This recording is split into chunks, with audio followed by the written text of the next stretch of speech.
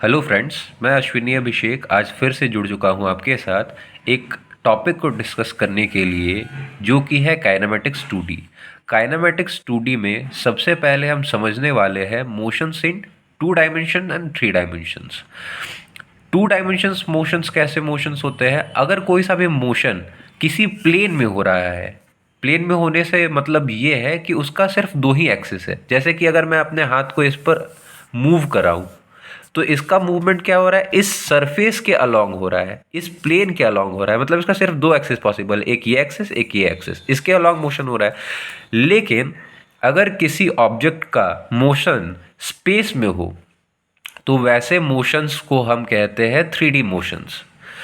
जैसे कि अभी तक हम समझते आए हैं 2D मोशंस के बारे में कि 2D मोशंस को हम एक्स और वाई एक्सिस के अलोंग, या कहें एक्स और वाई प्लेन के अलोंग डिस्क्राइब करते थे।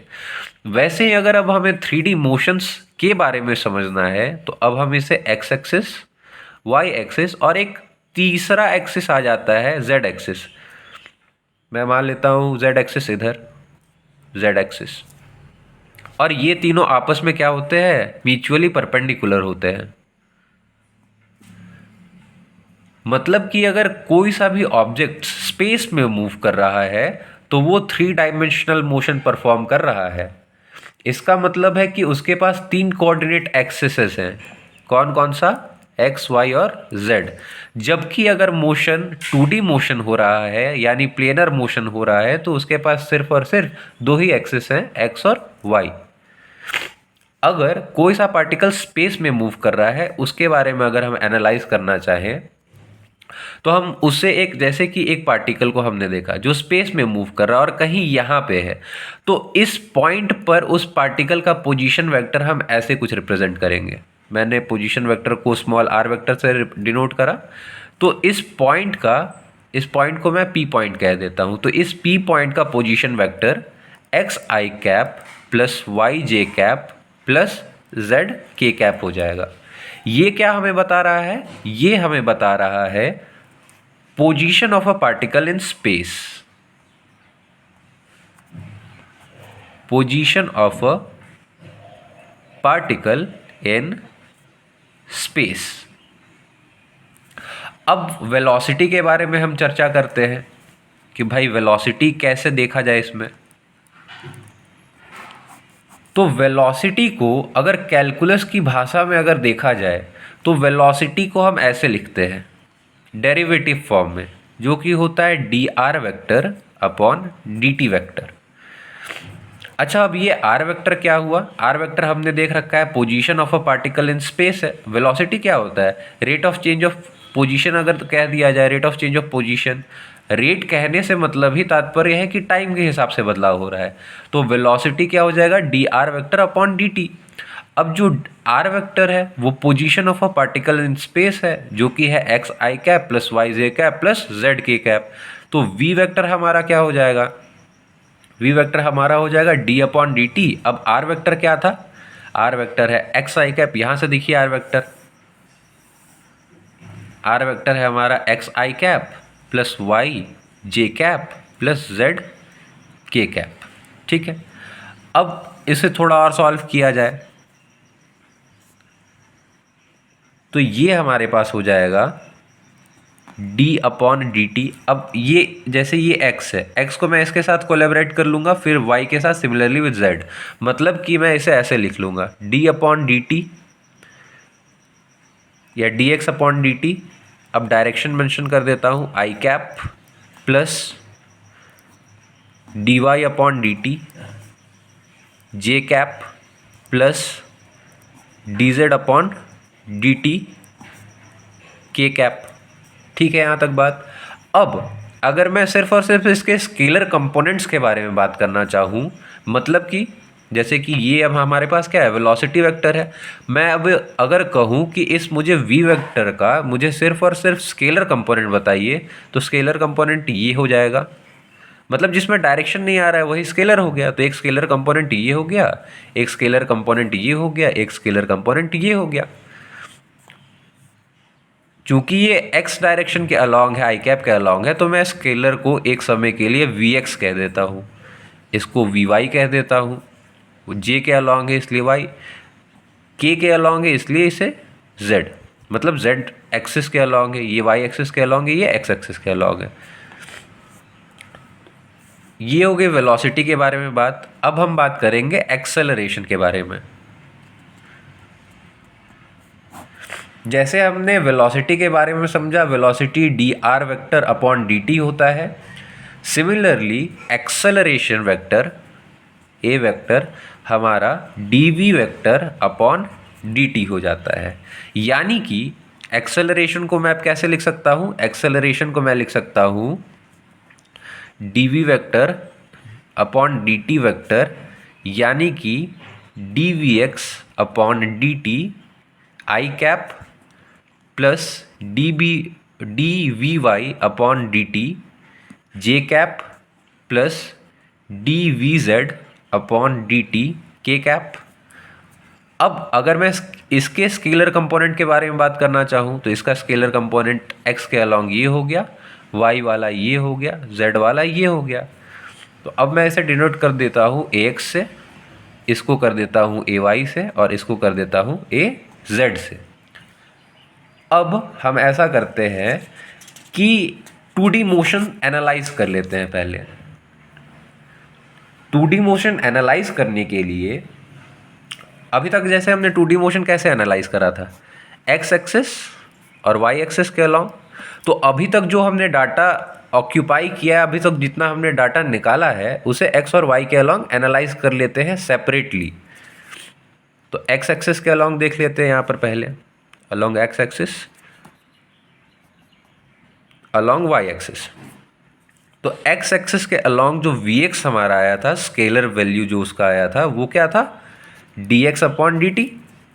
और एक्स सी के अलॉन्ग जो हमारा एक्सेलरेशन का एक्स के अलॉन्ग स्केलर कंपोनेंट था वो था D V X upon D T. और अगर वाई एक्सिस के बारे में बात की जाए तो वो था V Y is equals to D Y upon D T, और ए वाई हमारे पास था D V Y upon D T. तो अब हम ये समझ सकते हैं कि अगर 2D मोशंस के बारे में बात की जा रही है तो 2D मोशंस का एनालिसिस हम दो 1D मोशंस के थ्रू भी कर सकते हैं। और ये दोनों मोशंस और ये दोनों एक्सिस के अलॉन्ग मोशंस आपस में एक दूसरे से इंडिपेंडेंट हैं, लेकिन सिर्फ और सिर्फ एक ही चीज़ है जो इन दोनों को कनेक्ट कर सकती है, वो है कि ये दोनों साइमल्टेनियसली अकर कर रहे हैं, मतलब ये दोनों सेम समय में अकर कर रहे हैं। ये स्टेटमेंट एक इम्पॉर्टेंट स्टेटमेंट है कि दोनों सेम समय में अकर कर रहे हैं। इसका एक्सप्लेनेशन जब हम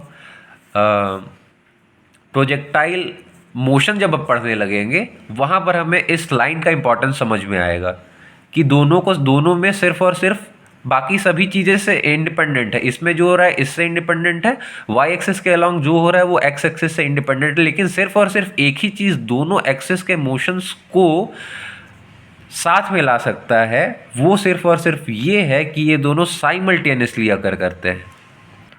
अभी तक जो हमने सीखा उसके बेसिस पे एक हमारे पास क्वेश्चन है।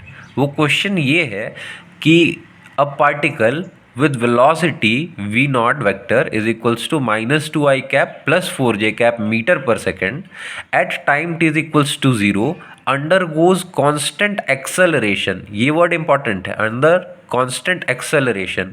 क्यों कांस्टेंट एक्सेलरेशन इंपॉर्टेंट है? क्योंकि अगर कांस्टेंट एक्सेलरेशन मेंशन्ड है तो हम यहाँ इक्वेशन ऑफ मोशन लगा सकते हैं। तो कांस्टेंट एक्सेलरेशन ए वेक्टर जिसका मैग्नीट्यूड है 3 मीटर पर सेकेंड, ठीक है। अब कहाँ लग रहा है? At an angle theta is equals to 127 degree from the positive direction of the X axis. अब हमसे पूछ रहा है what is the particles velocity v vector at time t is equals to 5 second. तो अब हम क्या करेंगे, जैसे जैसे क्वेश्चन कह रहा है वैसे वैसे हम इसको प्लॉट करते हैं पहले, फिर समझ में आएगा। अब एक हम लोग कन्वेंशन ये मानते हैं कि पॉजिटिव x में कुछ भी होगा उसे हम पॉजिटिव ले रहे हैं, और पॉजिटिव y में कुछ भी होगा उसे भी हम पॉजिटिव लेंगे। ये हमने कन्वेंशन माना। कन्वेंशन मानना इसलिए ज़रूरी है क्योंकि इसके अकॉर्डिंग हम लोग साइन देंगे। अगर जैसे कि मैंने x इधर पॉजिटिव माना और y इधर पॉजिटिव माना, तो ऊपर की डायरेक्शन में कुछ भी मोशन होगा तो उसमें हमें y की वैल्यू नेगेटिव कंसीडर करनी पड़ेगी। तो जो पॉजिटिव और नेगेटिव यहाँ दिखाया जाएगा वो सिर्फ और सिर्फ हमें डायरेक्शन के बारे में बता रहा है कि मोशन किधर हो रही है। जैसे अब हमारे पास दे रखा है कि particle moves with a velocity -2 -2 का मतलब आई कैप को हमने इस डायरेक्शन में पॉजिटिव माना है, तो -2 मतलब ये ऐसे शो कर लेता हूँ मैं, ये एक्स एक्सिस हो गया, ये वाई एक्सिस हो गया। अब कहाँ हो रहा है, -2 मतलब -i मतलब इधर कितनी 2, ठीक है 2 मीटर पर सेकंड इस डायरेक्शन में इस पार्टिकल की वेलोसिटी है, और y कंपोनेंट इसका है 4j मतलब पॉजिटिव y में इसकी वेलोसिटी 4 मीटर पर सेकंड है, ठीक है। अब ये कहा जा रहा है कि at time t equals to 0 second, जब time t equals to 0 second है मतलब अभी मोशन स्टार्ट नहीं हुआ है, time t equals to 0 second it undergoes a constant acceleration a vector with magnitude 3 meter per second square at an angle 127 degree from positive direction of X axis. इसका मतलब ये है कि अब इसमें एक एक्सेलरेशन जिसकी value 3 metre per second square है और ये एक्सेलरेशन एक कांस्टेंट एक्सेलरेशन है। अब इसका भी रोल आ जाएगा, ये भी अप्लाई होगा। कहाँ अप्लाई होगा, at an angle 127 degree from the positive direction of X axis. X axis का पॉजिटिव डायरेक्शन ये है, ये अब यहां से 127 डिग्री घूमेंगे, वहां पर एक एक्सेलरेशन अप्लाई हो रहा है, एक कांस्टेंट एक्सेलरेशन अप्लाई हो रहा है जिसकी वैल्यू है 3 मीटर पर सेकंड स्क्वायर, मतलब कुछ ऐसा, जिसकी वैल्यू है 3 मीटर पर सेकंड स्क्वायर। कितने में हो रहा है, 127 degree from the positive direction of X axis, मतलब यहां से टोटल 127 डिग्री है। अब ये टोटल पूरा 127 डिग्री हो गया, जिसमें से इतना पोर्शन 90 डिग्री का हो गया, तो बचा हुआ कितना हुआ, 37 डिग्री हुआ, ये 37 डिग्री हो गया। अब हमसे पूछ रहा है कि पार्टिकल की वेलोसिटी हमें कैलकुलेट करनी है, कैसे, यूनिट वेक्टर नोटेशन के साथ at time t equals to 5 second. मतलब जब time t equals to 5 second, जब 5 सेकेंड बीत गया होगा तब उस पार्टिकल की वेलोसिटी कितनी होगी हमें वो बताना है, और वो भी यूनिट वेक्टर नोटेशंस में बताना है। तो अब क्या कर सकते हैं हम ये करेंगे कि 2 डायमेंशनल मोशन को हम 2 1 डायमेंशनल मोशन में तोड़ेंगे, फिर उसका रिजल्ट आएगा, उसको हम कंबाइन कर देंगे, तो वो 2 डायमेंशनल मोशन का आंसर चला जाएगा। तो अब क्या होगा, यहाँ एक्सेलरेशन इस डायरेक्शन में, वेलोसिटी इधर है, एक वेलोसिटी इधर है, तो इस एक्सेलरेशन का हम कंपोनेंट ब्रेक कर लेंगे। एक कंपोनेंट पॉजिटिव y के अलॉन्ग हो जाएगा, एक नेगेटिव x के अलॉन्ग हो जाएगा। तो चलिए इसका कंपोनेंट ब्रेक कर लेते हैं। तो 3 मीटर पर सेकेंड cos 37 अगर कर देंगे तो इधर आ जाएगा एक्सेलरेशन का कंपोनेंट। तो ay अगर मैं कह दूं, मतलब एक्सेलरेशन अलोंग y, दो तरीका है इसको लिखने का, एक ay मैं लिख सकता हूं या एक a कैप कर दूं, वो डायरेक्शन सेम चला जाएगा। तो ay हो जाएगा, मतलब वेक्टर नोटेशन यहाँ कर सकते हैं। जैसे अगर मैंने ay नहीं लिखा तो मैं a वेक्टर लिख सकता हूँ, अगर मैंने ay लिख दिया तो मुझे डायरेक्शन स्पेसिफाई करने की ज़रूरत नहीं है, मैं ऐसे भी लिख सकता हूँ। तो अब क्या हुआ, ay कंपोनेंट इसका कितना हो जाएगा, मतलब component of acceleration along y, तो ये हो जाएगा 3 इंटू cos 37, वही हो जाएगा cos 37 डिग्री। अब दूसरा कंपोनेंट मैं इस एक्सेलरेशन का कर लूँगा अलोंग x एक्सिस, यानी कि ये जो ax हो जाएगा 3, इधर cos 37 हो गया तो इधर sin 37 हो जाएगा, 3 sin 37।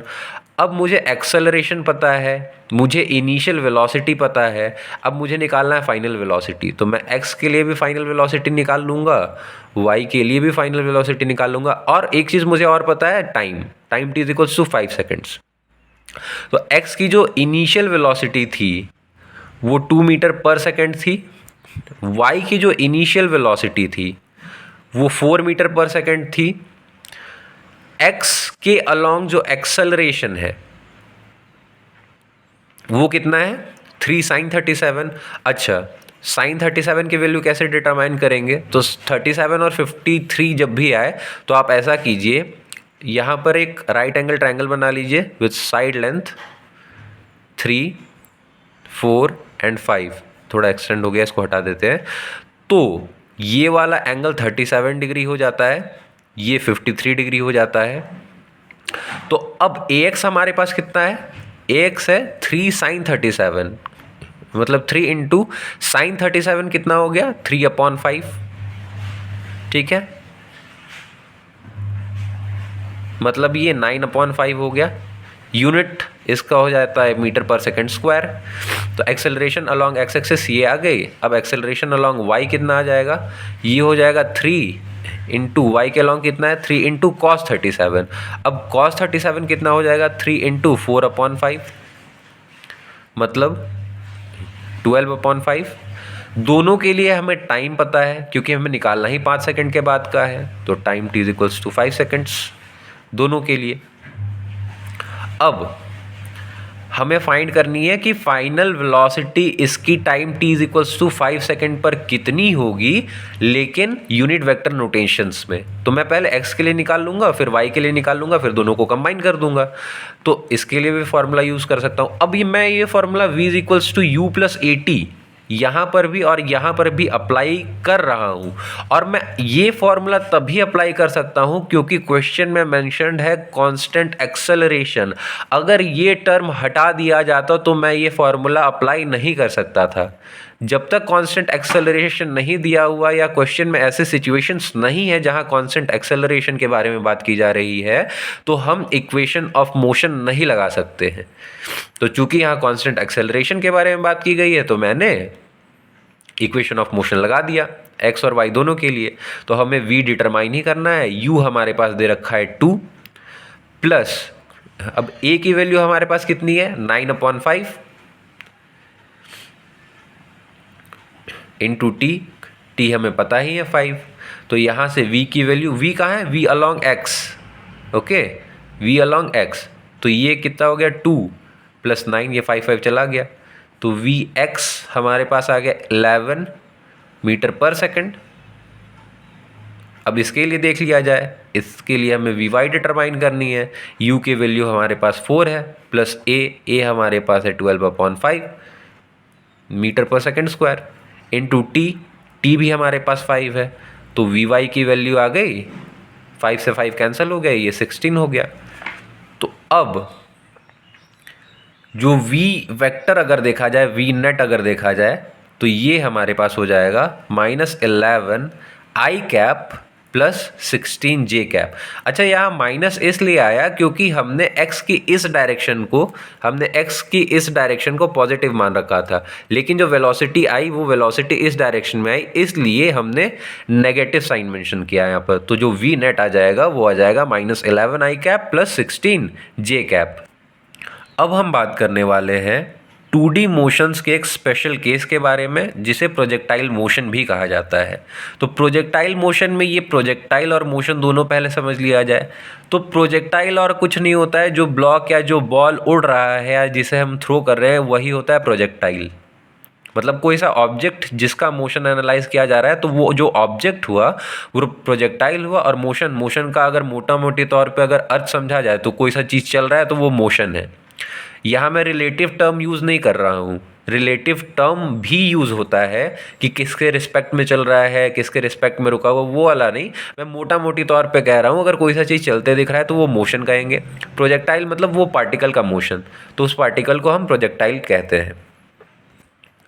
और इस प्रोजेक्टाइल मोशन में जो एक्सेलरेशन रोल में आएगा वो हमेशा ही फ्री फॉल एक्सेलरेशन रहेगा। एक चीज़ मेंशन मैं यहाँ कर देता हूँ कि जो एक्सेलरेशन यहाँ डिस्कस अपन करेंगे वो फ्री फॉल एक्सेलरेशन रहेगा, मतलब जी वेक्टर रहेगी, स्मॉल जी वेक्टर, जिसकी वैल्यू आमतौर पे 9.8 या 10 मीटर पर सेकंड स्क्वायर लिया जाता है। और अब इस प्रोजेक्टाइल के 2D मोशंस को, जैसे अभी तक हमने सीखा है, फिर से इस 2D मोशन को हम 2 पार्ट में डिवाइड करेंगे। पहला पार्ट रहेगा हॉरिजॉन्टल मोशन। अब हॉरिजॉन्टल मोशन में क्या होगा? हॉरिजॉन्टल मोशन में जो मोशन हो रहा है हम ये मान करके चलेंगे कि वो सिर्फ और सिर्फ यूनिफॉर्म वेलोसिटी के कारण हो रहा है। इसका मतलब क्या? इसका मतलब कि उसमें ग्रेविटी का कोई भी इफेक्ट नहीं पड़ेगा। मैं लिख देता हूँ, the horizontal motion is motion with uniform velocity. इसका मतलब क्या हुआ? इसका मतलब ये हुआ कि नो इफेक्ट ऑफ ग्रेविटी।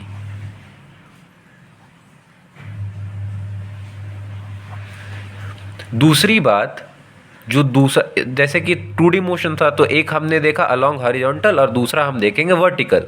तो जो वर्टिकल मोशन में जो मोशन हो रहा है, वर्टिकली जो मोशन हो रहा है वो ड्यू टू यूनिफॉर्म एक्सेलरेशन हो रहा है, या कहें कि फ्री फॉलिंग ऑफ बॉडी हो रहा है। मैं वो भी मेंशन कर देता हूँ। ये हम समझेंगे अभी क्या हो रहा है basically. The vertical motion is motion of uniform acceleration, या इसको ये भी कहा जा सकता है फ्रीली फॉलिंग बॉडीज।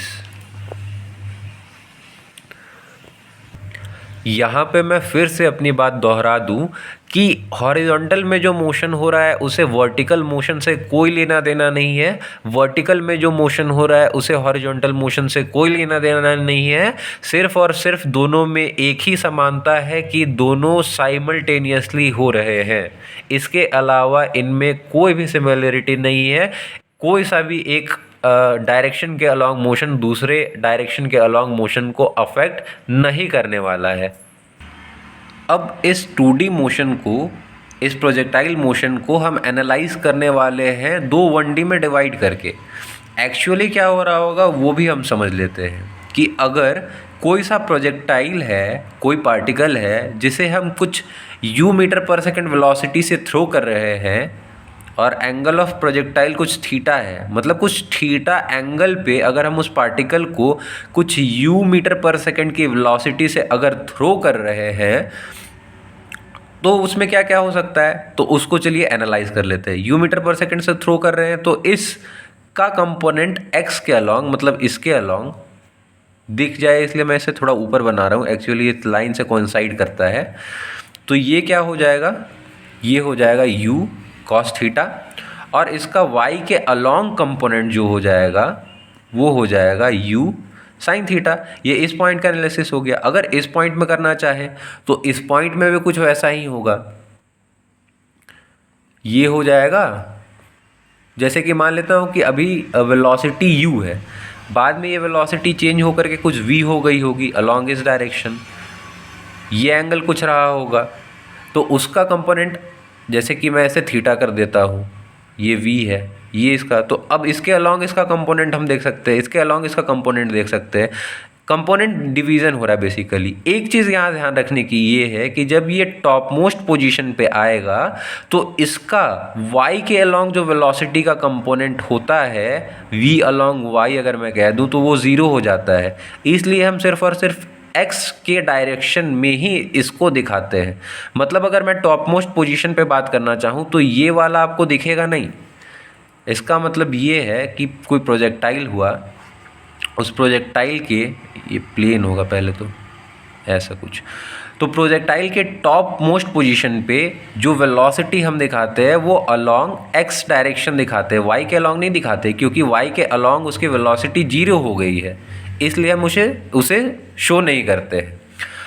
अब हम इस जो प्रोजेक्टाइल मोशन है इसको दो एक्सिस में, दो 1D मोशंस में डिवाइड करके देख लेते हैं, जैसे हमने पहले किया है। एक एक्स एक्सिस के लिए एनालाइज कर लेते हैं, दूसरा वाई एक्सिस के लिए एनालाइज कर लेते हैं। जहाँ तक की बात है एक्स एक्सिस की, तो एक्स एक्सिस के लिए इनिशियल वेलोसिटी ux में डिनोट कर देता हूँ। तो ux क्या हो जाएगा, initial velocity u cos theta, और y के लिए क्या हो जाएगा, u sin थीटा। तो वही मैं लिख देता हूँ, ux हो जाएगा u cos theta, cos component इधर वाला, y के लिए हो जाएगा you why you sine theta, ये वाला कंपोनेंट ऊपर वाला, तो ये हो जाएगा यू साइन थीटा। अब एक्सेलरेशन अलोंग x क्या हो जाएगा, ये हो जाएगी, अच्छा ये मीटर पर सेकंड में रहेगा, ये भी मीटर पर सेकंड में रहेगा।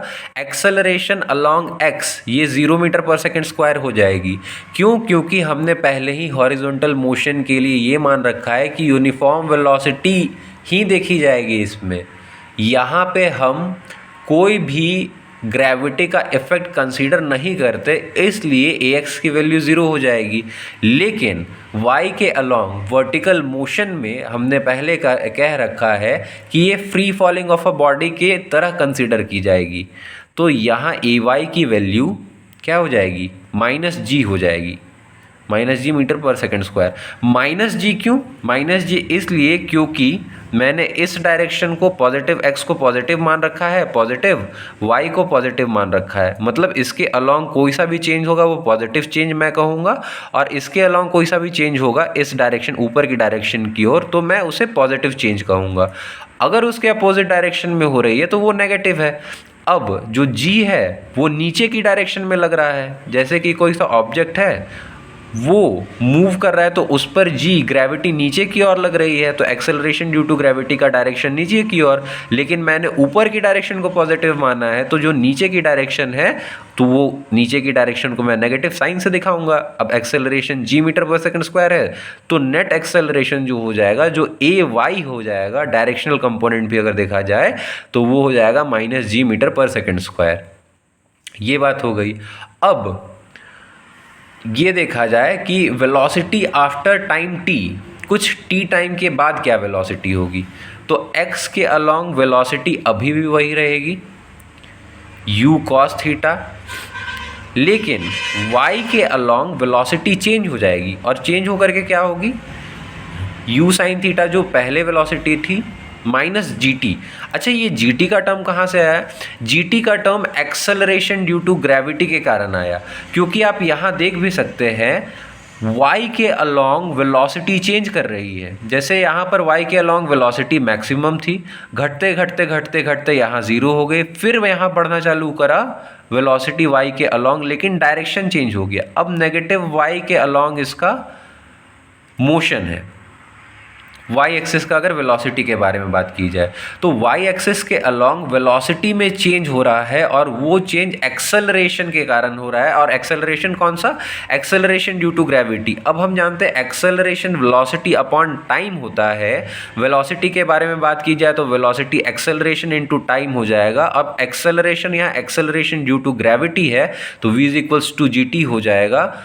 तो जो नेट एक्सेलरेशन है y के अलोंग वो u साइन थीटा, जो इनिशियल वैल्यू ऑफ वेलोसिटी था, माइनस जो चेंज हुआ gt, तो ये v अलोंग y हो गया एट एनी टाइम t, या कहें एट आफ्टर टाइम t। तो ये कौन सा केस है? ये दोनों after time t, after time equals to t। ठीक। अब डिस्प्लेसमेंट, अगर डिस्प्लेसमेंट की बात की जाए तो डिस्प्लेसमेंट आफ्टर टाइम t कितना होगा? तो डिस्प्लेसमेंट आफ्टर टाइम t ये हो जाएगा u cos theta into t। Simple सी बात है भाई, velocity is equals to displacement upon time होता है, तो displacement is equals to velocity into time हो गई। अब velocity along X axis u cos theta थी, तो u cos theta into t displacement.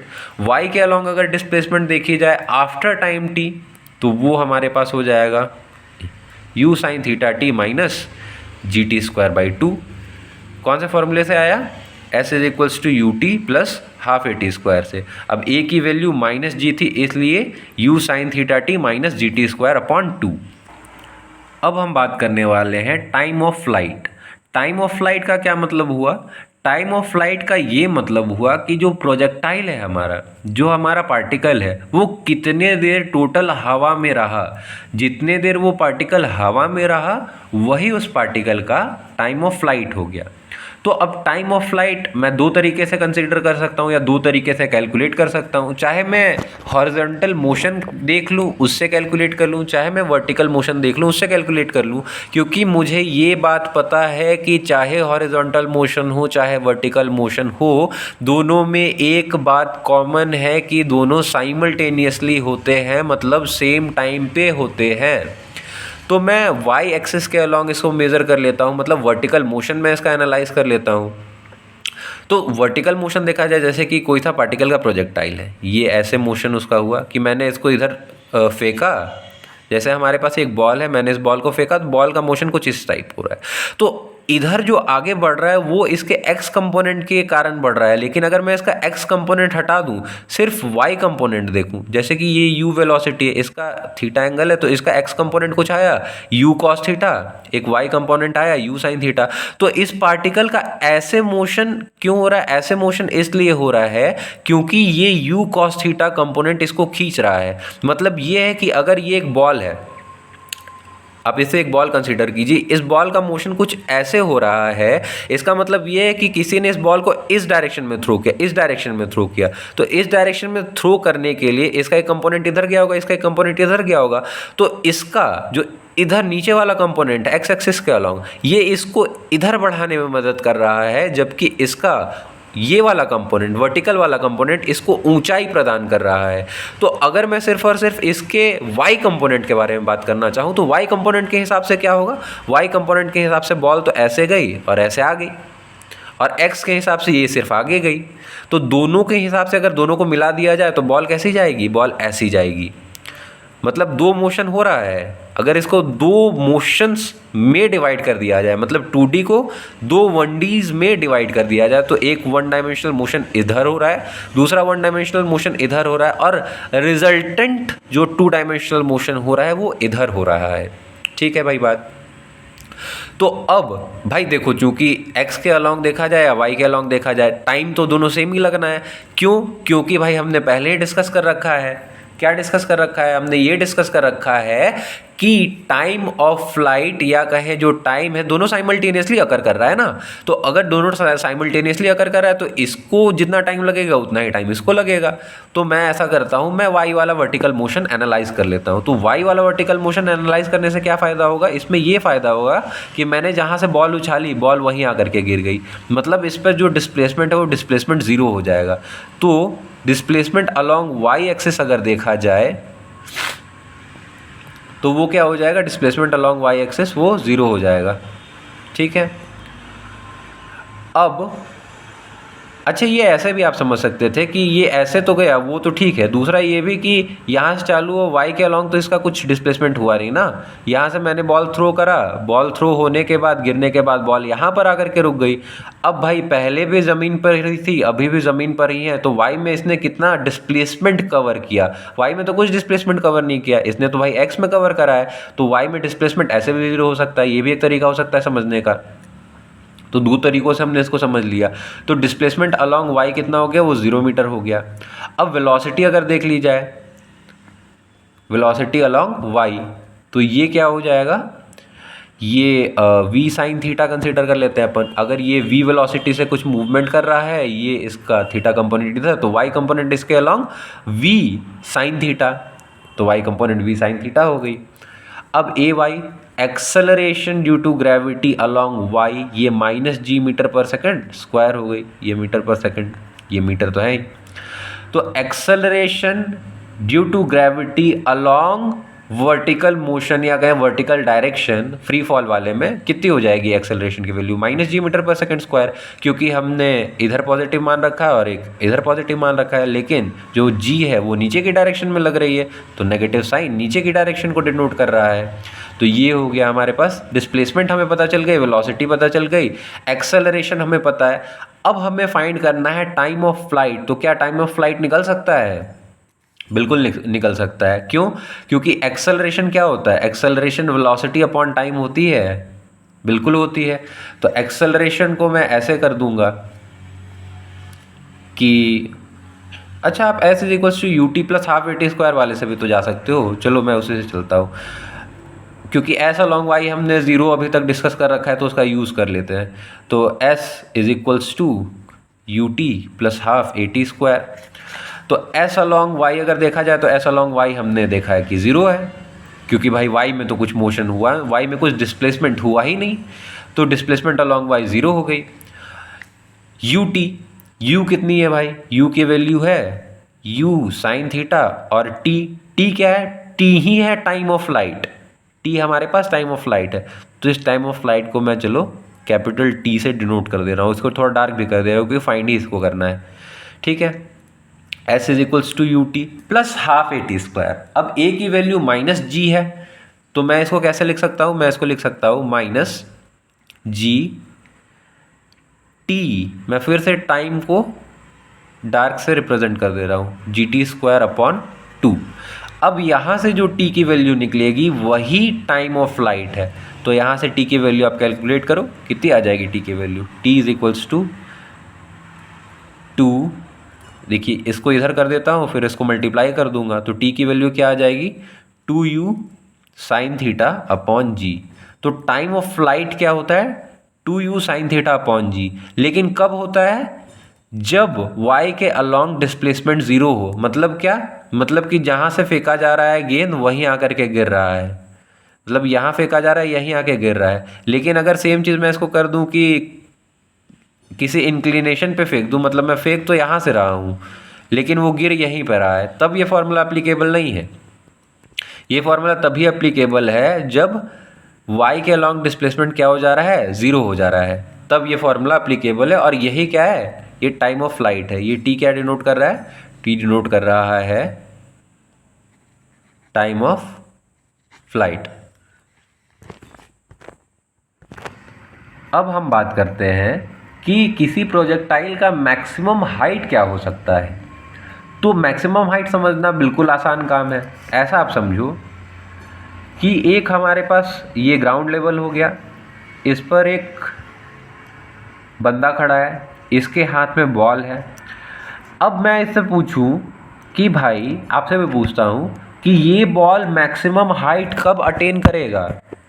तो सिंपल सी बात है, जब ये बॉल को थ्रो करेगा, बॉल को थ्रो करा इसने कहीं ऐसे, तो बॉल जब हाईएस्ट पॉइंट पे पहुंच जाएगा वही उसकी ज़मीन से ऐसे, चलो मान लेते पूरा मोशन कंप्लीट ही कर देता हूँ, ये पूरा मोशन कंप्लीट हो गया। अब जब ये बॉल मैक्सिमम हाइट पे होगा ज़मीन से, ये एच में ऐसे नोट कर देता हूँ कैपिटल एच से, चलो, तो यही इसका मैक्सिमम हाइट होगा, ठीक है। इसी पॉइंट पे तो मैक्सिमम हाइट हो सकता है।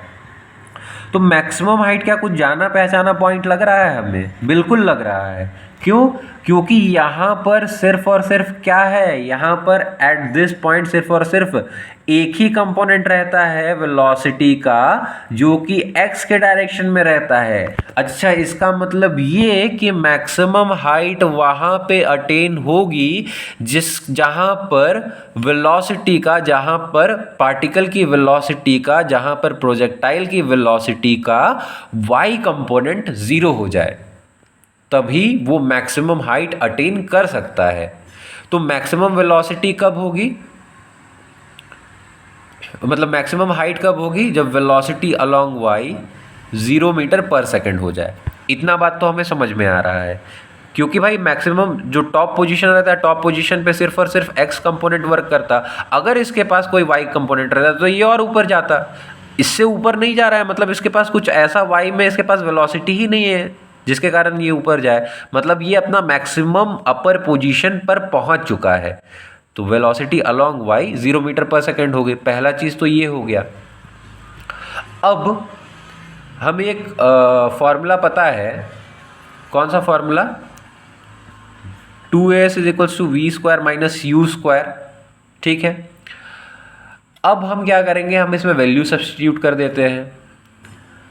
u हमें पता है, u अलोंग y, जैसे कि मैं अगर इसे कहूँ कि ये मैंने इसे किसी u मीटर पर सेकंड से किसी थीटा एंगल से इसको फेंका, तो इस u का दो कंपोनेंट आ जाएगा, एक अलोंग इस डायरेक्शन में जो कि हो जाएगा u कॉस थीटा, दूसरा हो जाएगा ऊपर की डायरेक्शन में जो हो जाएगा u साइन थीटा। तो इसको ऊपर ले जाने वाला कंपोनेंट कौन सा है, यू साइन थीटा। हमने मोशन फिर से क्या किया, फिर से हम मोशन वर्टिकली एनालाइज कर रहे हैं। तो इसका जो कंपोनेंट जो इस प्रोजेक्टाइल को ऊपर ले जा रहा है वो है यू साइन थीटा। तो इनिशियल वेलोसिटी हमें पता है यू साइन थीटा, तो वैल्यू सब्स्टिट्यूट कर देते हैं। या इसको आप ऐसे लिख दो, मैं इसको 0 कर देता हूँ, you square sine square theta -2 GH। मैंने इसको इधर ले आया, शिफ्ट कर दिया मैंने इसको। तो ये हो गया इक्वेशन। अब ये चलो मैं इसको कैपिटल एच से डिनोट करता हूँ, क्योंकि मैंने यहाँ कैपिटल एच से डिनोट किया मैक्सिमम हाइट। तो ये कैपिटल एच हो गई। अब इस कैपिटल एच की वैल्यू जो निकलेगी वही इसका जनरलाइज्ड फॉर्म हो जाएगा।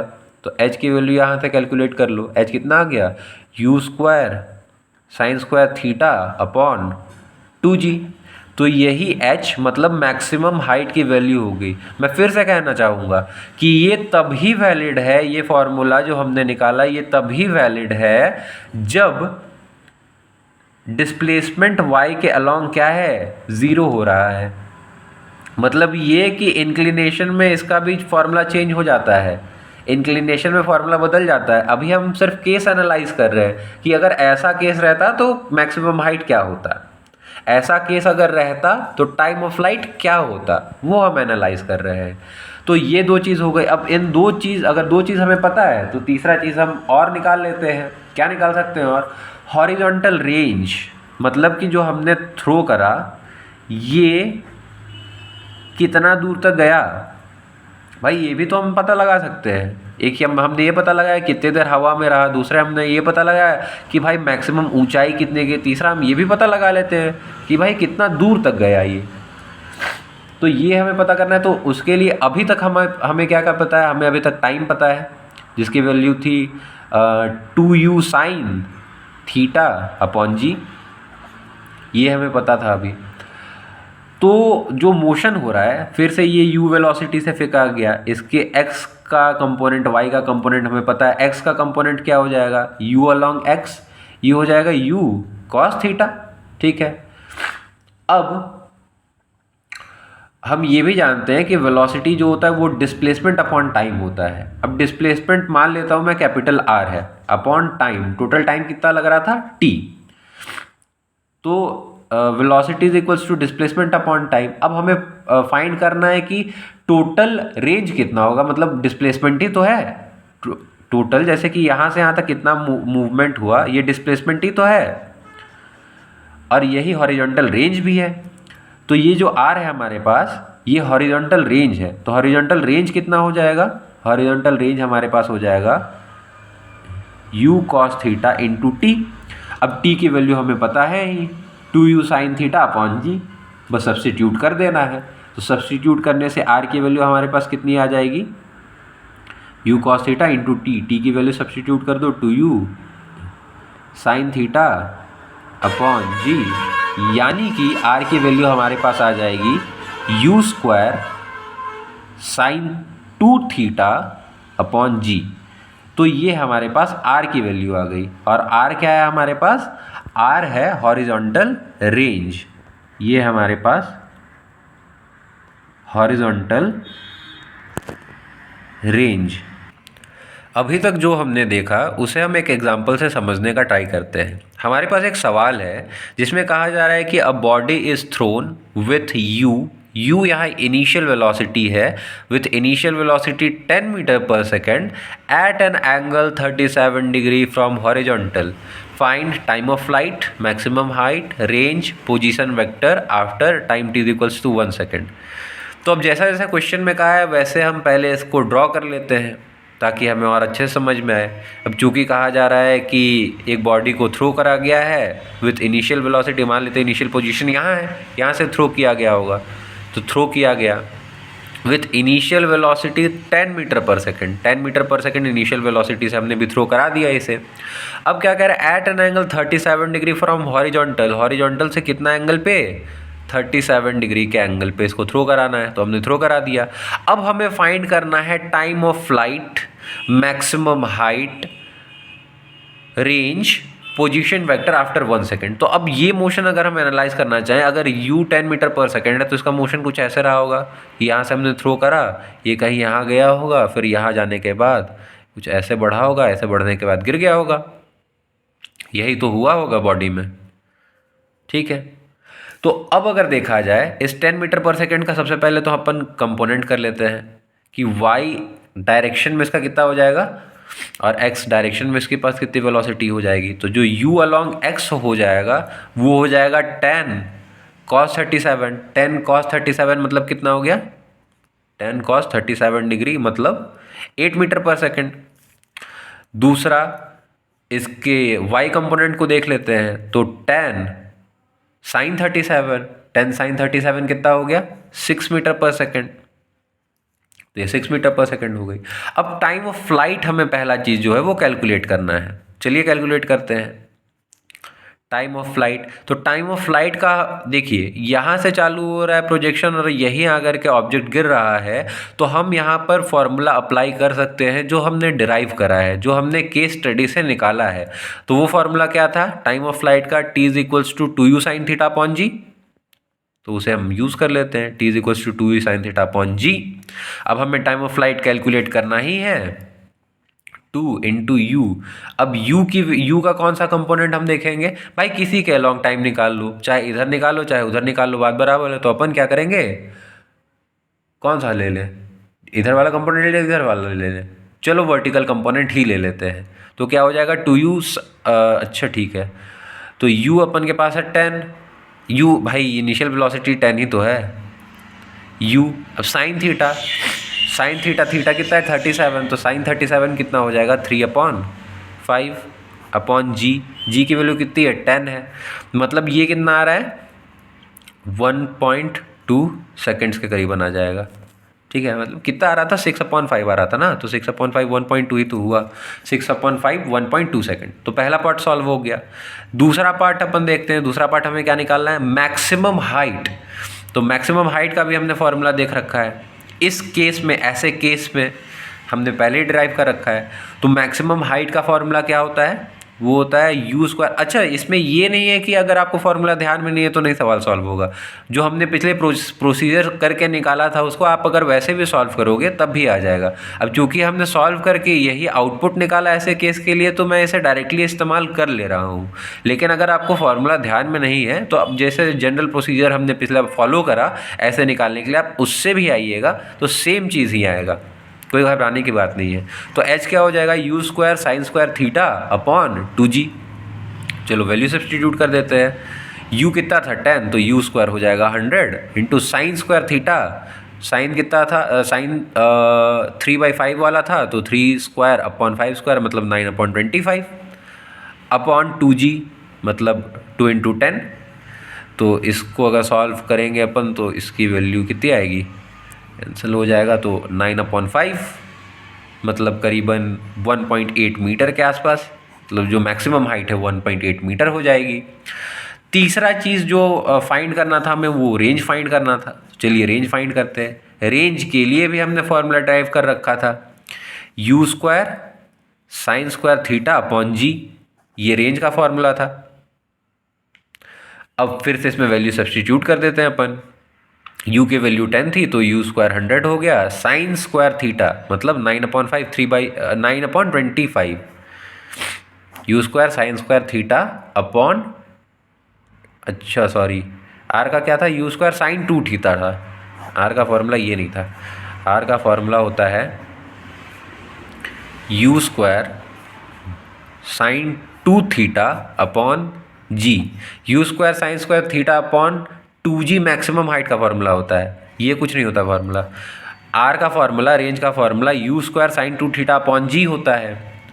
तो अब चलिए इसको कर लिया जाए, u की वैल्यू हमारे पास 10 है, तो 10 का स्क्वायर कितना हो जाएगा 100 इंटू साइन 2 थीटा, तो इसको ऐसे लिख सकते हैं ना, 2 sine theta cos theta 3/5 into 4/5 upon G की वैल्यू है 10।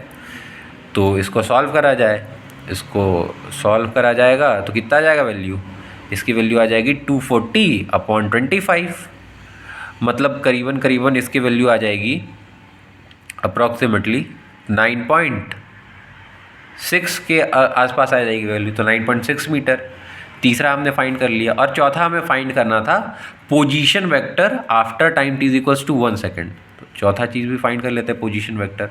तो after time t equals to 1 second x में क्या होगा, x में वेलोसिटी हमने देखी थी कि नेट इधर 10 से मूव कर रहा था, तो x के अलॉन्ग कितना था, 8 से था, और y एक्सिस के अलॉन्ग 6 मीटर पर सेकंड से मूवमेंट हो रहा था। जब ये 10 मीटर पर सेकंड से मूवमेंट हो रहा है तो x का पोजीशन 1 सेकंड के बाद कितना हो जाएगा, ऑब्वियसली वेलोसिटी इनटू टाइम हो जाएगा, क्योंकि वेलोसिटी क्या होता है, वेलोसिटी डिस्प्लेसमेंट अपॉन टाइम होता है, तो डिस्प्लेसमेंट वेलोसिटी इनटू टाइम हो जाएगा। तो 8 इंटू टाइम कितना है 1, तो ये कितना आ गया 8 मीटर। x के अलॉन्ग, y के अलॉन्ग क्या आ जाएगा,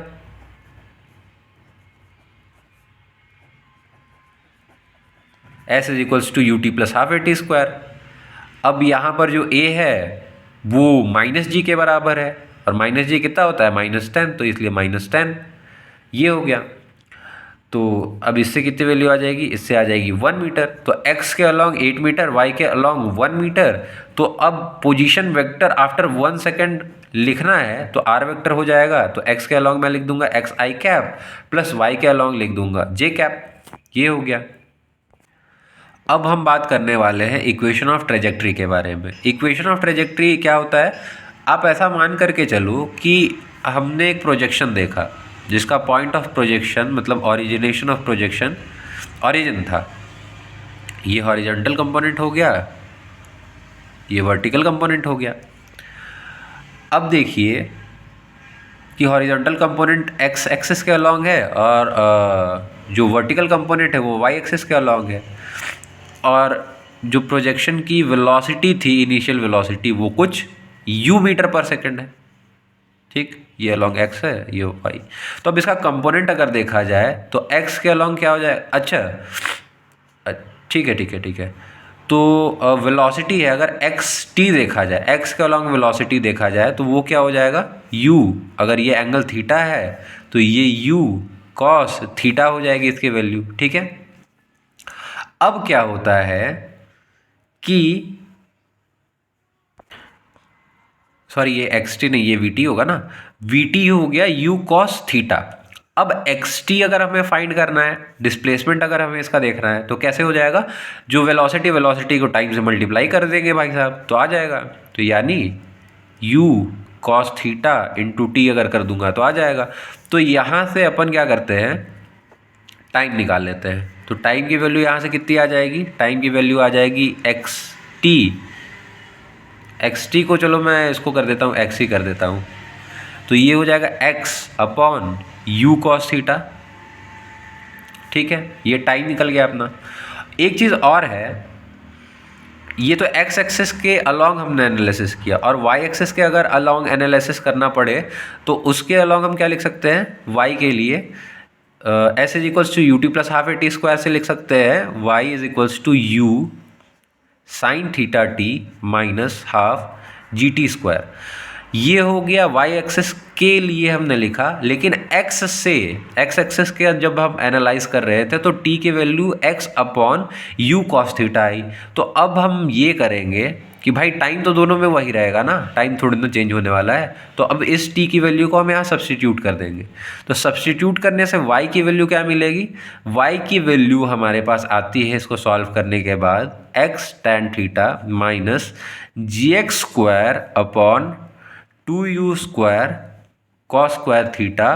तो यही जो इक्वेशन जनरेट हुआ, ये जो पूरा इक्वेशन जनरेट हुआ, इसी इक्वेशन को हम कहते हैं इक्वेशन ऑफ ट्रेजेक्ट्री।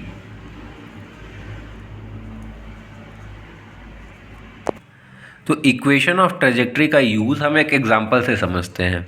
इसके लिए हमारे पास एक सवाल है, वो ये कह रहा है कि a particle is projected with a velocity 10 metre पर second at an angle 37 degree to the horizontal. Find the location at which the particle is at a height 1 metre from point of projection. कहने का ये मतलब हुआ कि projection का सवाल है। पहली बात तो ये कि एक पार्टिकल को फेंका गया, ठीक है, ऐसा फेंका गया कि उसकी इनिशियल वेलोसिटी 10 मीटर पर सेकेंड थी, और कितने एंगल पे फेंका गया? At an angle 37 degree to the horizontal, horizontal से 37 डिग्री एंगल पे इसको फेंका गया, एक पार्टिकल को। अब हमसे ये सवाल पूछा जा रहा है कि हमें लोकेशन बता दीजिए कि किस लोकेशन पे, जैसे इसको फेंका गया होगा तो इसका मूवमेंट कुछ इस तरीके से हुआ होगा, यहाँ करके फिर से वापस जुड़ गया होगा।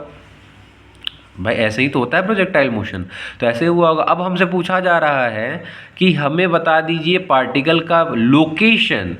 लोकेशन मतलब हमें बता दीजिए पार्टिकल एक्स में कहाँ मूव कर रहा था।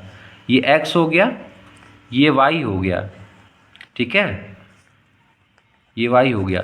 पोजीशन लोकेशन पूछ रहा है, मतलब कहाँ लोकेटेड है, कहाँ एक्स में कहाँ लोकेटेड है, जब उसकी हाइट 1 मीटर है। मतलब जब पार्टिकल 1 मीटर हाइट पे है तो एक्स में वो कहाँ पे है, ये हमसे पूछना चाह रहा है।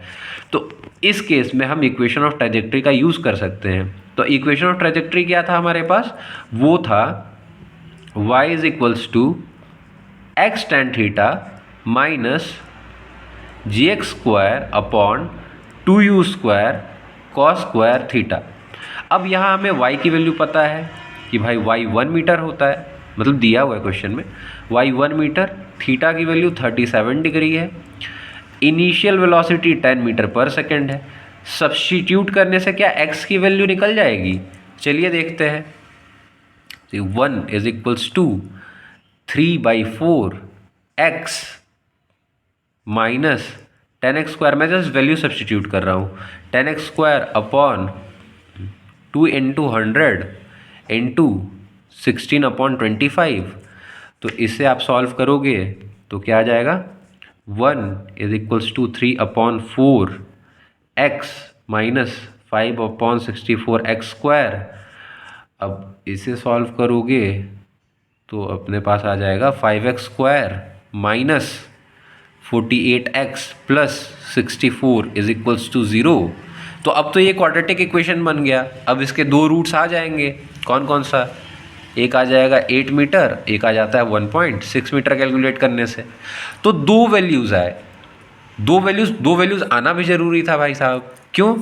क्योंकि इसका मोशन कुछ ऐसे हुआ। अब हमसे पूछा जा रहा है जब height is equals to 1 metre होता तो हाइट मान लेते कि हाइट 1 मीटर यहाँ पे कुछ, ये 1 मीटर का हाइट है। तो जब ये 1 मीटर है, इस 1 मीटर को एक्सटेंड करूँगा मैं, इस 1 मीटर को एक्सटेंड करूँगा तो ये पूरा जहाँ तक ये जा रहा है ये सभी तो 1 मीटर है ना, हॉरिजॉन्टल से। ये भी 1 मीटर है, ये भी 1 मीटर में, ये भी 1 मीटर है, ये भी 1 मीटर है, ये भी 1 मीटर है, और इसको पीछे एक्सटेंड कर दूँ तो ये भी तो 1 मीटर हाई है हॉरिजॉन्टल से। तो प्रोजेक्शन के अलॉन्ग दो ही पॉइंट आएगा, एक पॉइंट यहाँ पे आया जो हॉरिजॉन्टल पे 1 मीटर पे है, दूसरा पार्टिकल का, जब पार्टिकल यहाँ पे आ जाएगा तब पार्टिकल की हाइट 1 मीटर हो जाएगी। तो x की दो वैल्यू आनी भी चाहिए थी और दोनों रियल वैल्यू आनी भी चाहिए थी। एक x की वैल्यू आई हमारे पास 1.6 मीटर, दूसरा 8 मीटर। मतलब ये यहाँ से 1.6 मीटर पे जब x की वैल्यू होगी तब पहली बार पार्टिकल y में 1 मीटर पे होगा, और दूसरी बार जब x की वैल्यू 8 मीटर हो जाएगी तब पार्टिकल y में या कहें वर्टिकल में 1 मीटर की हाइट पर होगा। अभी तक हमने नॉर्मल प्रोजेक्शन देखा। नॉर्मल प्रोजेक्शन कहने का मतलब ये कि अगर मैंने बॉल यहाँ से थ्रो करा तो बॉल वापस आकर के यहीं पर गिरा, ये नॉर्मल प्रोजेक्शन हो गया। लेकिन अब हम जो प्रोजेक्शन के बारे में बात करने वाले हैं वो है प्रोजेक्शन ऑन इंक्लाइंड प्लेन।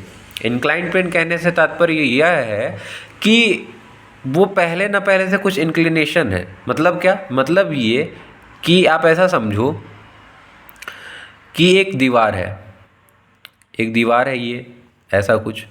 अब यहाँ पर एक बंदा खड़ा है, अब इसने बॉल तो फेंकी, अब इसके हाथ में बॉल भी, अब इसने बॉल तो फेंकी लेकिन बॉल यहाँ से गई और यहीं आकर के रुक गई। पहले क्या हो रहा था? पहले बंदा यहीं पे खड़ा था, इसके हाथ में सेम बॉल भी थी, लेकिन ये जब बॉल फेंक रहा था तो ये कहीं बीच में जा कर के नहीं रुक रहा था।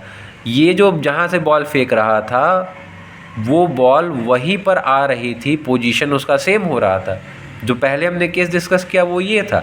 लेकिन अब जो हम प्रोजेक्शन डिस्कस करने वाले हैं वो इंक्लाइंड प्लेन पे है। मतलब ये जहाँ से प्रोजेक्ट हो रहा है वो पहले ही से कुछ एंगल थीटा पे है, तो अब इसको कैसे एनालाइज किया जाए, पहले मोशन समझा जाए। अब जब पुराने वाले केस में अपन कैसे करते थे, पुराने वाले केस में अपन कर लेते थे कि एक डायरेक्शन को x मान लेते थे जो हॉरिजॉन्टल था, और वर्टिकल वाले को y मान लेते थे और इसके अकॉर्डिंग सॉल्व कर लेते थे। लेकिन जब इंक्लिनेशन आ जाएगा, मतलब क्या, मतलब ये कि पार्टिकल का मोशन कुछ ऐसे होगा, मतलब ये कि पार्टिकल पहले से ही हॉरिजॉन्टल से कुछ एंगल थीटा पे है, कुछ एंगल थीटा पे है। तो अब ऐसे प्रोजेक्शंस को जो कि इंक्लाइंड प्लेन में, इसको कैसे समझा जाए, सॉल्व किया जाए, तो ये भी सिंपल है। जैसे हमने उसे एक्स वाई एक्सेस में कन्वर्ट करा था, हम इसे भी एक्स वाई एक्सेस में कन्वर्ट कर लेंगे। लेकिन पुराना एक्स वाई एक्सेस ऐसे था, अब ये घूम गया है, मतलब एक्स क्या हो गया, एक्स टिल्ट हो गया है। तो अब हम अपना एक्स वाई एक्सेस भी चेंज कर लेंगे, एक्सेस ही तो है, चेंज कर लेंगे। अब मैंने कह दिया कि मेरा नया वाई एक्सेस ये हो गया और मेरा नया एक्स एक्सेस ये हो गया। अब मैं प्रोजेक्शन को ऐसे देखूंगा, ठीक है। अब यहाँ पर बाकी चीज़ें तो सेम ही रहेंगी। कैसे सेम रहेंगी, मतलब सिचुएशन सेम रहेगा, ऑब्वियसली वैल्यूज़ में तो चेंज होगा ही। ये इसके पास इनिशियल वेलोसिटी कुछ u मीटर पर सेकंड है, ठीक। अब ये भी जो मैक्सिमम हाइट अटेन कर रहा है, मैं उसे कुछ कैपिटल H से डिनोट कर दे रहा हूँ कि हाँ भाई ये मैक्सिमम हाइट है, ये तो समझ जाइए ऐसे है परपेंडिकुलर वाला। तो ये मैक्सिमम हाइट हो गया, इसके पास भी कुछ रेंज होगी, रेंज ये हो गई, ठीक है। तो अब इसको कैसे एनालाइज किया जाए, अब फिर ये तो है तो 2D मोशन ही ना, तो इस 2D मोशन को हम क्या करेंगे, इस 2D मोशन को फिर से हम 2 1D मोशन में एनालाइज करने का ट्राई करेंगे, जो अभी तक हम करते आए हैं सिमिलरली वैसे ही।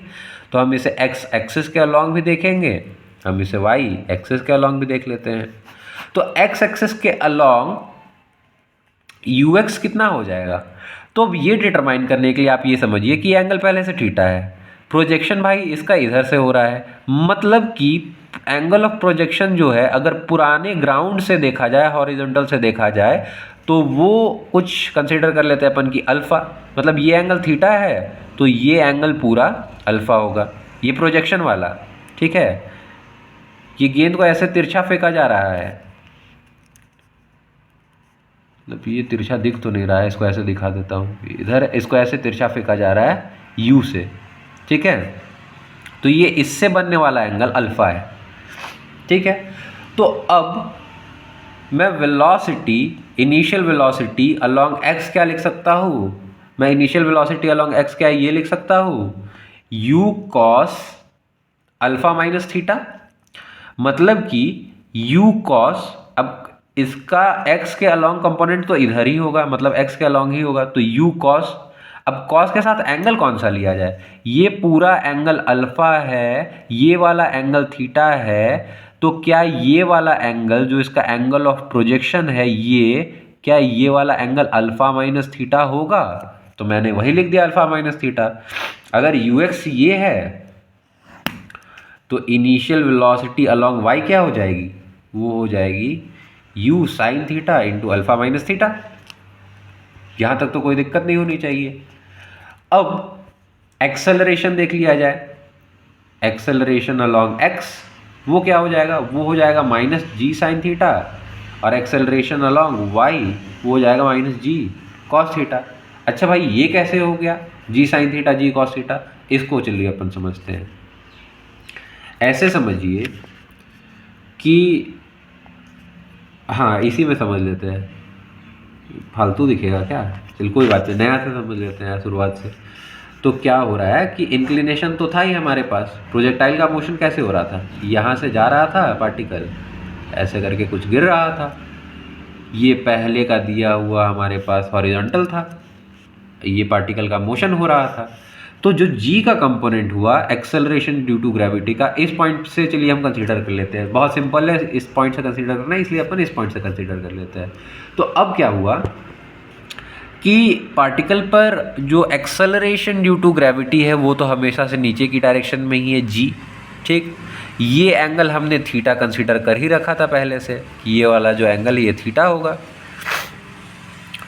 तो देखिए इसको मैं जी को एक्सटेंड कर देता हूँ, ये 90 डिग्री हो गया। अगर ये 90 डिग्री, ये थीटा, तो ये क्या हो जाएगा, ये हो जाएगा 90 माइनस थीटा। ठीक, तो इसका दो कंपोनेंट हो जाएगा जी का। जी का भाई दो कंपोनेंट होगा, एक इसके परपेंडिकुलर और एक इसके अलोंग। कंपोनेंट ऐसे ही तो होता है, एक परपेंडिकुलर एक अलोंग। तो अगर ये 90 माइनस थीटा है और पूरा एंगल ये 90 डिग्री है, तो ये वाला एंगल कितना हुआ, थीटा हुआ। जब ये वाला एंगल थीटा हुआ तो जी का परपेंडिकुलर कंपोनेंट कितना हो जाएगा, जी कॉस थीटा, और जी का अलोंग हॉरिजॉन्टल कितना कंपोनेंट हो जाएगा, वो हो जाएगा जी साइन थीटा। अब डायरेक्शन को हमने इस डायरेक्शन को पॉजिटिव मान रखा है, या इसमें कहें कि एक्सिस चेंज हो गया तो इस डायरेक्शन को पॉजिटिव और इस डायरेक्शन को पॉजिटिव। लेकिन जो जी की वैल्यू आई वो इस डायरेक्शन में आई, तो जी की वैल्यू माइनस लिखी जाएगी, इसलिए यहाँ पर ए एक्स की value minus g sine theta हुआ। और y की वैल्यू कितनी हुई, y की वैल्यू हुई माइनस जी कॉस थीटा। क्यों, क्योंकि y की डायरेक्शन भी इधर है, नीचे की डायरेक्शन में हमने पॉजिटिव ऊपर मान रखा है, तो ऑब्वियसली नीचे होगी तो उसमें माइनस साइन लगाना पड़ेगा। तो ए वाई की value minus G cos theta हो गई। अब velocity at any time t अगर देखा जाए तो वो तो सिंपल है कैलकुलेट करना, फॉर्मूला लगा करके कोई भी निकाल सकता है। v equals to u plus a t वाला फॉर्मूला लगा लेना है, तो ये क्या हो जाएगा, u cos alpha minus theta v equals to u plus a t. अब हमें a पता है, ये कितना है, minus g sine theta into t कर देंगे, तो a minus g sine theta into time t. तो ये क्या हो गया, ये velocity at any time t किसके अलोंग, x के अलोंग। y के अलोंग अगर देखा जाए तो ये हो जाएगा u sine alpha minus theta minus G cos theta into T, ये हो गया। अब टाइम ऑफ फ्लाइट इसमें भी चलो देख लिया जाए कि इसमें टाइम ऑफ फ्लाइट कितना होगा। टाइम ऑफ फ्लाइट में फिर सेम चीज होगा, क्या होगा, डिस्प्लेसमेंट इन वाई जीरो हो जाएगा। क्यों जीरो होगा, ये हमने पीछे डिस्कस कर लिया है कि भाई वाई के और जो टाइम ऑफ फ्लाइट है वो एक्स और वाई दोनों में सेम होगा। हम लोगों ने 3-4 बार सेम बात कह लिया है कि x के अलोंग चाहे मोशन हो चाहे y के अलोंग मोशन हो, साइमल्टेनियसली अकर करेगा, यानी कि दोनों के कारण एक दूसरे में वेलोसिटी, एक्सेलरेशन या कुछ और फिजिकल क्वांटिटीज़ में चेंज नहीं आएंगे, लेकिन टाइम दोनों का सेम रहेगा। ये बात हमने सीखा। तो अब इसका डिस्प्लेसमेंट अगर y के अलोंग देखा जाए तो y के अलोंग डिस्प्लेसमेंट तो जीरो ही रहेगा इसका। तो अगर y के अलोंग डिस्प्लेसमेंट जीरो रहेगा तो s is equals to u t plus half A T square वाला फॉर्मूला लगा लेते हैं। कौन सा लगा लेते हैं, s is equals to u t plus half A T square वाला फॉर्मूला लगा लेते हैं। s अलोंग y जीरो है। अब u हमने कितना निकाला था, u हमने निकाला था इसका u sine alpha minus theta into T, U T हो गया ये, plus half A T square. अब a की वैल्यू माइनस जी है तो इसको मैं लिख दूंगा minus half G cos theta into T square. और यहाँ पर जो t है मैं इसे फिर से हाईलाइट कर ही देता हूँ, यही क्या है, यही टाइम ऑफ फ्लाइट है। तो इसको सॉल्व करने से सिंपल है भाई, इसको पलट करके उधर ले जाओ फिर सॉल्व कर दो। तो कितनी आ रही है t की वैल्यू, t की वैल्यू हमारे पास आ रही है 2u sine alpha minus theta upon जी कॉस थीटा। तो टाइम ऑफ वैल्यू हमारे पास इंक्लाइंड प्लेन में इतनी आ गई, जो कि नॉर्मल जो हमने पिछला एनालाइज करा था, जब यहाँ से फेंका था यहीं आकर के गिरा था, टाइम ऑफ फ्लाइट ये नहीं था। लेकिन इंक्लिनेशन में टाइम ऑफ फ्लाइट चेंज हो गया क्योंकि कंडीशंस चेंज हो गए। अब दूसरा चीज़ हम डिस्कस कर लेते हैं, maximum distance of a particle from inclined plane. जो हमने पिछला बार हाइट निकाला था वही क्या है, maximum distance of particle from inclined plane.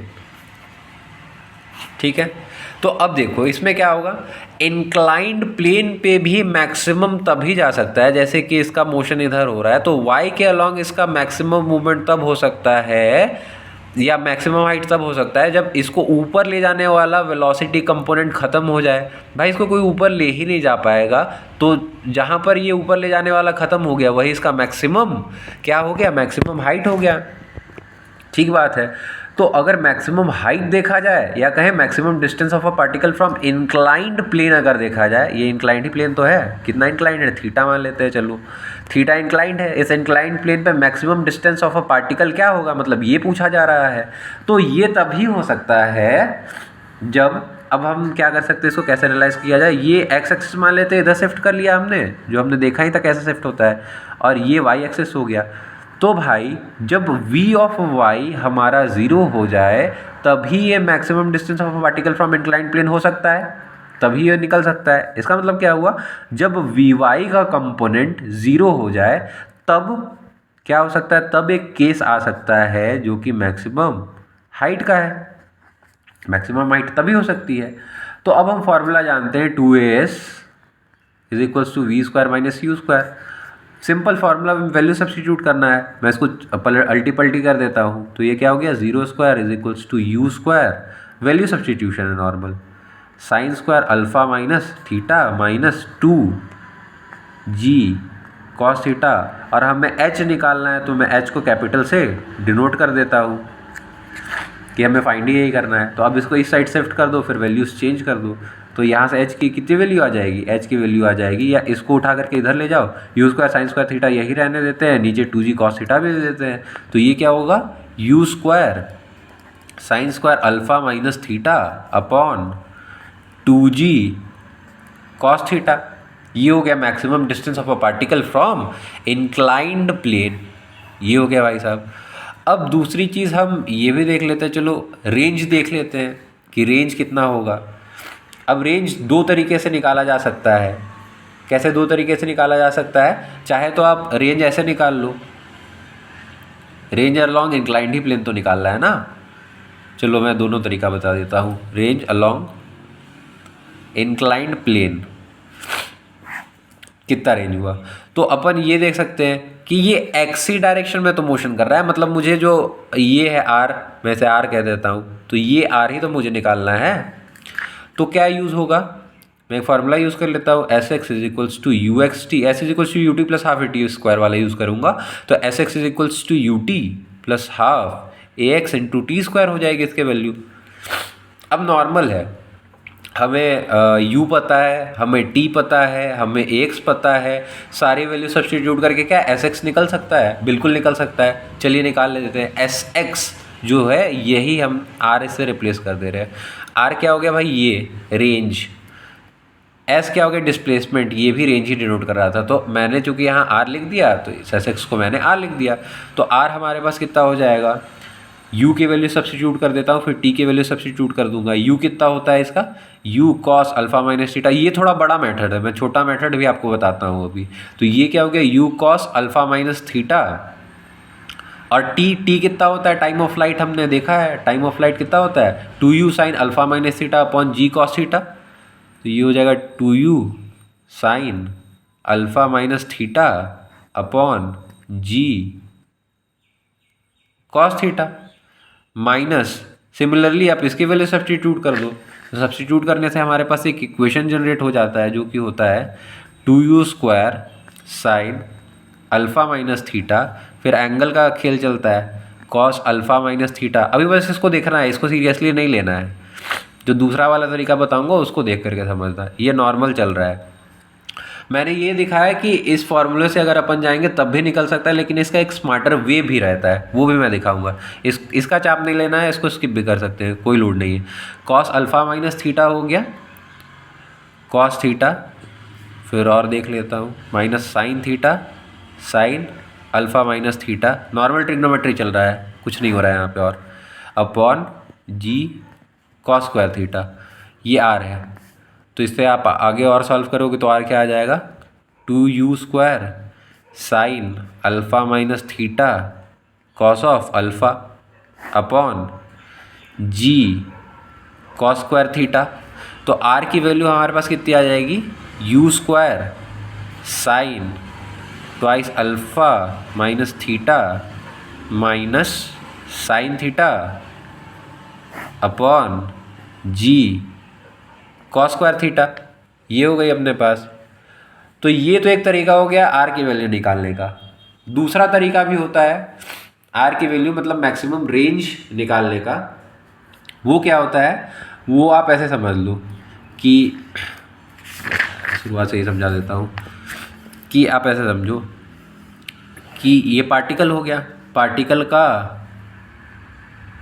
Motion हो गया, मोशन कुछ ऐसा हुआ जो हमने वेलोसिटी प्रोवाइड करी इस डायरेक्शन में, मैं मान लेता हूँ, थोड़ा एक्सटेंड कर देता हूँ कि दिखे। अब हमने पहले ही देख रखा था कि ये वाला एंगल थीटा था, ये पूरा एंगल अल्फ़ा था, और इस रेंज को हमने आर से डिनोट किया था, कैपिटल आर से। तो अब मैं क्या करता हूँ, मैं ऐसे करता हूँ, यहाँ से मैं एक परपेंडिकुलर गिरा देता हूँ एनालाइज करने के लिए, और कुछ नहीं। और मैं कहता हूँ कि ये जो इस पार्टिकल ने एक्स में इस इधर दूरी तय करी होगी वो कुछ एल होगी, ये जो मूवमेंट हुआ ये कुछ, या कह लो कि ये वाला दूरी एल है, ठीक है। तो एल हमारे पास क्या हुआ, ये कुछ इसकी इनिशियल वेलोसिटी यू है, ठीक है। ये अल्टरनेट मेथड जो हमने देखा पहले मैक्सिमम रेंज फाइंड करने का। तो अगर मुझे कहा जाए तो एल क्या मैं ऐसे लिख सकता हूँ, L is equals to u cos alpha into t. क्यों, क्योंकि velocity is equals to displacement upon time होता है, ये डिस्प्लेसमेंट एल है, ठीक है।